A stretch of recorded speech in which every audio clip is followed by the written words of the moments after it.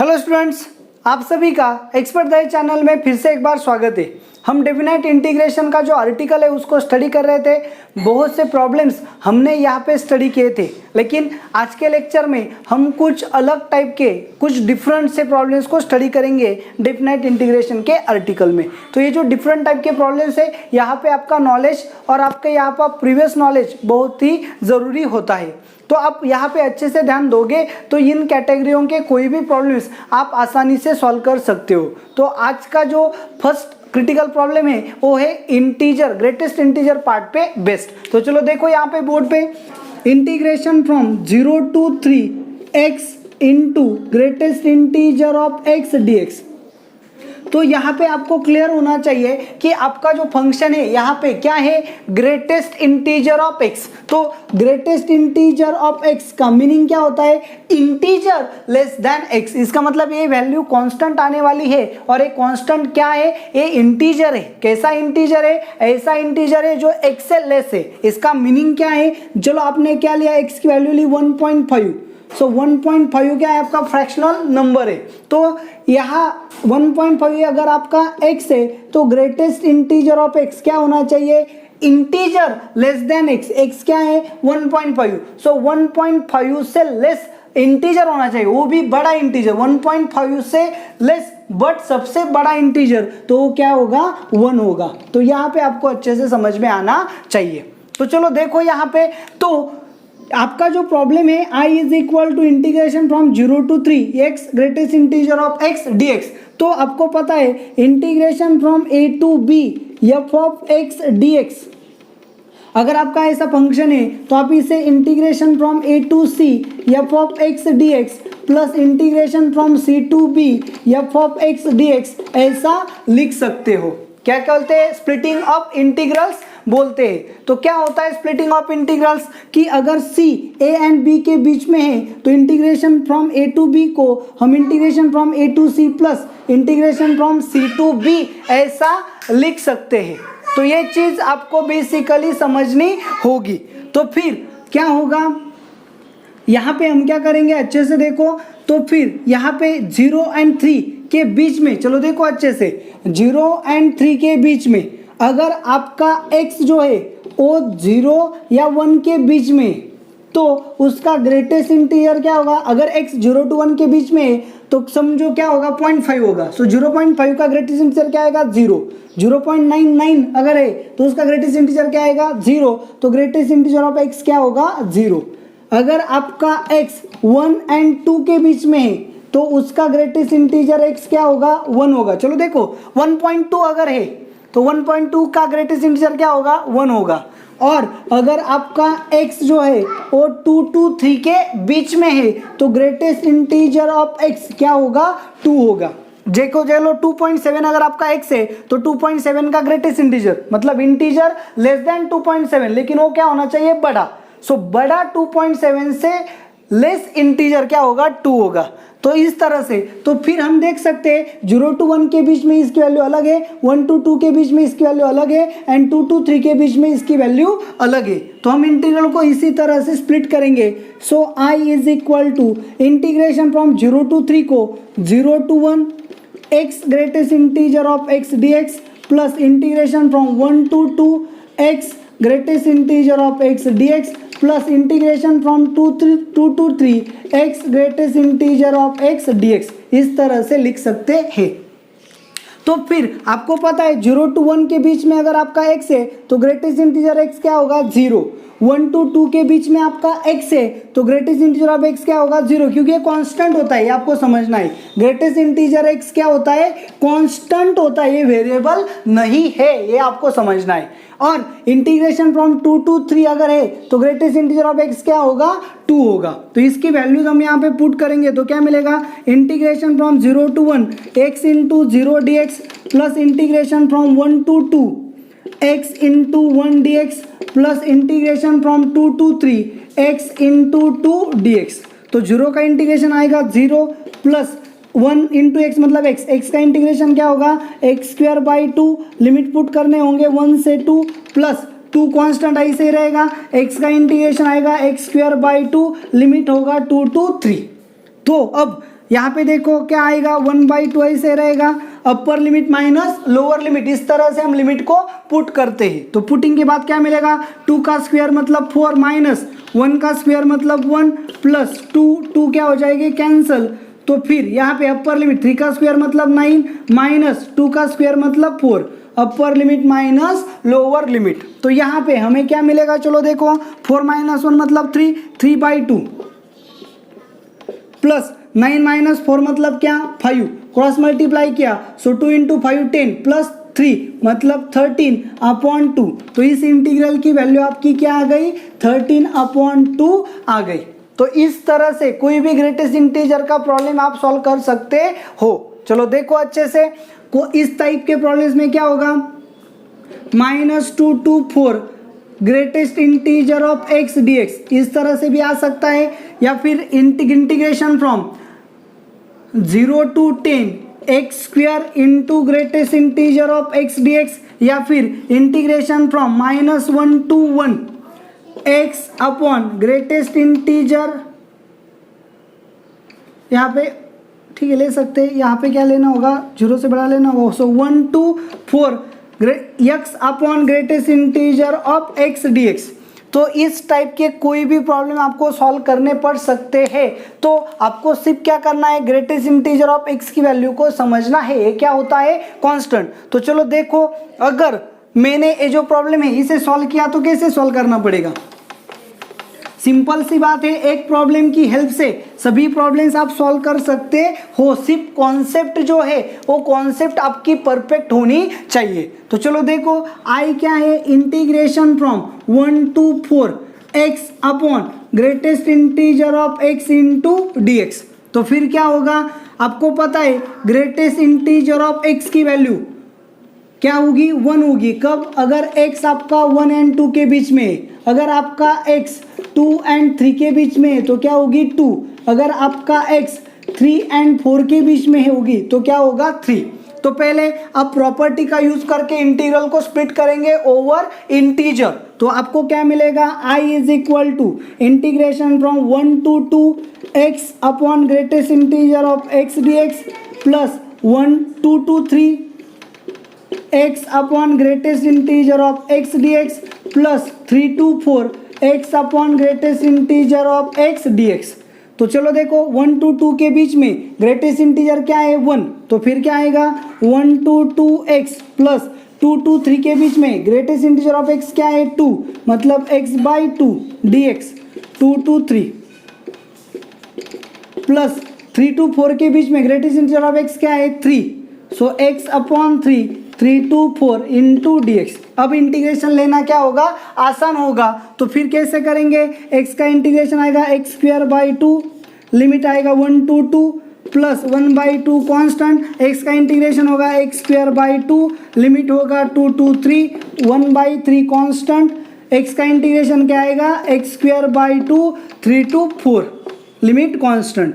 तो फिर अब यहाँ पे क्या आएगा 1/2 कांस्टेंट, 2 का स्क्वायर मतलब 4 माइनस 1 प्लस 2 इंटू 2 मतलब 4 1/4 कांस्टेंट, 3 का स्क्वायर मतलब 9 माइनस 2 का स्क्वायर मतलब 4 प्लस 3 इंटू 2 6 1/6 कांस्टेंट, 4 का स्क्वायर मतलब 16 माइनस 3 का स्क्वायर मतलब 9। तो आपको क्या करना है, ये बस आगे क्या करना होगा, सॉल्व करना होगा। तो चलो देखो, ग्रेटेस्ट इंटीजर ऑफ x का कोई भी प्रॉब्लम अगर आपको सॉल्व करना है तो डेफिनेट इंटीग्रेशन में आप इसी तरह से सॉल्व करोगे। तो ये जो क्रिटिकल प्रॉब्लम्स है ये कैसे सॉल्व करना है, सब क्रिटिकल टाइप्स हम 1 by 1 करके इसे सॉल्व करेंगे। Okay, so critical definite integration में हम मॉडुलस का प्रॉब्लम लेंगे। क्या है problem, integration from -1 to 1 mod of 5x - 3 into dx। तो ये क्या है, आपका डेफिनेट इंटीग्रेशन में हम क्रिटिकल प्रॉब्लम्स को स्टडी कर रहे हैं। सो सेकेंड टाइप जो है वो क्या है, मॉडुलस फंक्शन का। तो चलो मॉडुलस फंक्शन में क्या है, -1 to 1 integrate mod of 5x - 3 into dx। आपको पता है मॉड ऑफ समथिंग जो भी हो x लिया तो आपको पता है मॉड ऑफ x का क्या होता है, स्प्लिटिंग होता है। जैसे कि x when x greater equal 0 is equal to minus x when x less than 0। तो मॉड का स्प्लिटिंग कहाँ पे होता है कि वो 0 कहाँ पे होता है, मतलब x 0 कहाँ पे होगा, अगर x 0 से बड़ा है तो पॉजिटिव होगा और x 0 से छोटा है तो निगेटिव होगा। तो यहाँ पे भी हमें सेम थिंग करनी होगी कि 5x माइनस 3 0 कब होगा, पॉजिटिव कब होगा एंड निगेटिव कब होगा। तो चलो देखो यहाँ पे 5x माइनस 3 इक्वल टू 0 लिया, मतलब 5x इज इक्वल टू 3 हो गया, मतलब x इज इक्वल टू 3/5 हो गया।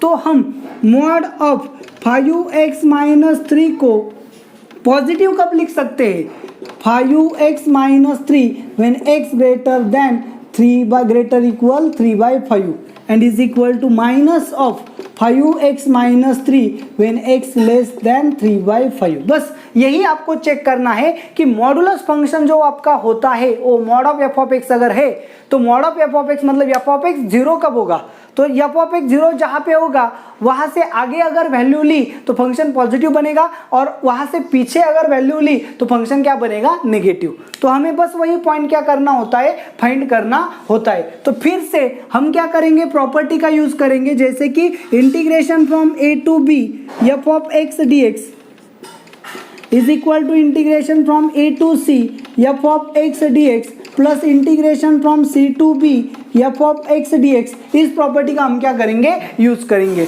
तो आपको पता है अगर सी ए एंड बी के बीच में है तो आप स्प्लिटिंग ऑफ इंटीग्रल जो है वो कर सकते हो। तो चलो देखो हमारी वैल्यू कहाँ पे बिलोंग करती है, 3/5 से आगे एंड 3/5 से पीछे, इस तरह से बिलोंग करती है। सो 3/5 क्या है, -1 to 1 के बीच में आता है। तो हम इस इंटीग्रल को आई को स्प्लिट करेंगे, integral from -1 to 3/5 mod of 5x minus 3 dx plus integration from 3/5 to 1 mod of 5x minus 3 dx। इस प्रॉपर्टी की हेल्प से हम स्प्लिटिंग ऑफ इंटीग्रल जो है वो कर सकते हैं। तो चलो देखो यहाँ पे आपको पता है अब यहाँ पे आपके x की वैल्यू क्या है, -1 to 3/5 के बीच में। जैसे ही x -1 3/5 के बीच में होगा मतलब 3/5 से छोटा होगा। सो 3/5 से छोटा होगा तो फंक्शन क्या होगा आपका, माइनस ऑफ 5x माइनस 3। तो यहाँ पे आप क्या ले सकते हैं, -1 to 3/5 मॉड की वैल्यू क्या आएगी, minus of 5x minus 3 dx plus अब यहाँ पे 3/5 से 1 मतलब आपका x क्या है, 3/5 से बड़ा है एंड 1 से छोटा है। सो 3/5 से बड़ा जब अगर x है तो फंक्शन क्या होता है, 5x माइनस 3। तो यहाँ पे क्या आएगा, 5x माइनस 3 dx कब, 3/5 से बड़ा एंड 1 से छोटा है। तो चलो देखो अच्छे से। तो अब ये जो प्रॉब्लम था हमारा ये स्प्लिट हो गया, स्प्लिटिंग के बाद कन्वर्ट हो गया। अब यहाँ से वो इजीली इंटीग्रेबल फंक्शन में आ गया है। सो हम आसानी से इसका इंटीग्रेशन ले सकते हैं। तो कैसे आएगा इंटीग्रेशन, चलो देखो ये जो माइनस है बाहर रहेगा, ब्रैकेट का यूज करेंगे। 5x का क्या है, 5 कांस्टेंट, x का इंटीग्रेशन क्या है, x² माइनस 3 का इंटीग्रेशन क्या है, 3 कांस्टेंट रहेगा, x लिमिट वैरी होंगे -1 to 3/5 प्लस सेम इंटीग्रल यहाँ पे आएगा 5 कांस्टेंट, x का इंटीग्रेशन क्या होगा, x² minus 3 constant, x limit vary होगा 3/5 to 1। तो चलो अच्छे से ध्यान दो यहाँ पे। हम अब में क्या करें, माइनस ब्रैकेट यहाँ पे यूज किया तो यहाँ पे 5/2 कांस्टेंट होगा। यहाँ पे क्या करेंगे, upper limit minus lower limit, upper limit क्या है 3/5 उसका स्क्वायर मतलब 9/25 माइनस x² मतलब -1 का स्क्वायर, -1 का स्क्वायर क्या आएगा 1 माइनस 3 कांस्टेंट रहेगा, x की वैल्यू क्या होगी 3/5 माइनस ऑफ -1 माइनस माइनस क्या होगा +1। चलो देखो क्या पुट करना है, अपर लिमिट -1 मतलब +1 आएगा यहाँ पे, प्लस यहाँ पे देखो अच्छे से क्या होगा 5/2 कांस्टेंट है, अपर लिमिट पुट करेंगे, अपर लिमिट मतलब क्या 1 माइनस लोअर लिमिट 3/5 का स्क्वायर मतलब क्या आएगा 9/25। ये आ गया आपका यहाँ पे माइनस 3 कांस्टेंट ऐसे ही रहेगा, अपर लिमिट क्या है 1 माइनस लोअर लिमिट मतलब क्या है 3/5। तो चलो देखो यहाँ पे माइनस ये क्या होगा -5/2 इंटू क्रॉस मल्टीप्लाई किया 9 - 25 मतलब -16/25। यहाँ पे देखो 3 + 1 मतलब 5, 5 + 3 मतलब 8। सो -3 इंटू 8/5 चलो देखो अच्छे से किस तरह से हमने क्या किया है, इसे मल्टीप्लाई किया है। ये माइनस ऐसे रहेगा, ये जो ब्रैकेट है यहाँ पे यूज किया। चलो देखो 9 माइनस 25 मतलब माइनस 16/25, ये 5/2 कॉन्स्टेंट बाहर है। ओके, माइनस 3 इंटू 3 + 5 मतलब 8/5 इस तरह से आ गया, प्लस 5/2 इंटू, देखो यहाँ पे कैलकुलेशन केयरफुली करो, ब्रैकेट का अच्छे से यूज करो, आपका आंसर करेक्ट आएगा। अगर आप ब्रैकेट डालने में या फिर सॉल्व करने में गलती करोगे तो आंसर गलत आ सकता है। और बहुत बार हम प्रॉब्लम को आसानी से सॉल्व करते हैं लेकिन इवेल्युएशन में गलती कर देते हैं और आंसर गलत आ जाता है। तो चलो देखो यहाँ पे 5/2 कांस्टेंट रहेगा, तो आगे क्या आएगा, 25 माइनस 9 मतलब कितना आएगा, 16/25 माइनस 3 इंटू क्या आएगा, 3 इंटू 5 माइनस 3, 5 माइनस 3 मतलब 2/5। तो चलो देखो इसे अच्छे से सॉल्व करेंगे। माइनस माइनस क्या होगा, प्लस, 5 से डिवाइड किया 5, 2 से डिवाइड किया 8, माइनस माइनस क्या होगा, प्लस 8/5, माइनस माइनस क्या हो गया, प्लस, मतलब कितना आ गया 24/5, प्लस 5 कैंसिल हो गया, यहाँ पे 2 से डिवाइड किया 8 मतलब क्या आ गया 8/5, और माइनस 3 इंटू 2 मतलब कितना 6/5। तो चलो देखो यहाँ पे डिनोमिनेटर सभी का सेम है, सो 8 + 8 16 + 24, 16 + 24 माइनस 6/5। सो आंसर में लास्ट में क्या आएगा, 16 माइनस 6 मतलब 10, मतलब कितना आ गया 34/5। तो आप इसे प्रॉपरली सॉल्व करोगे तो आपका आंसर कितना आएगा 34/5। तो इस टाइप के और कैसे प्रॉब्लम्स हो सकते हैं उन्हें भी देखो। इसी टाइप से कोई भी प्रॉब्लम अगर हो, आपको इसी टाइप से क्या करना है, सॉल्व करना है। देखना है कि ये जो फंक्शन है ये जीरो कहाँ पे होता है, सो पॉजिटिव उससे आगे होगा और निगेटिव उससे पीछे होगा। तो उस पॉइंट पे इंटीग्रल को स्प्लिट करो, जो पीछे होगा उसे निगेटिव ले लो, जो आगे होगा उसे पॉजिटिव ले लो, तो इजीली इंटीग्रेबल फॉर्म में आ जाएगा। जैसे इजीली इंटीग्रेबल फॉर्म में आ गया, आप उसे क्या करो, स्प्लिट करो, आपका आंसर आ जाएगा। तो इस टाइप में और एक एग्जांपल मैं आपको प्रैक्टिस पर्पस के लिए देता हूं।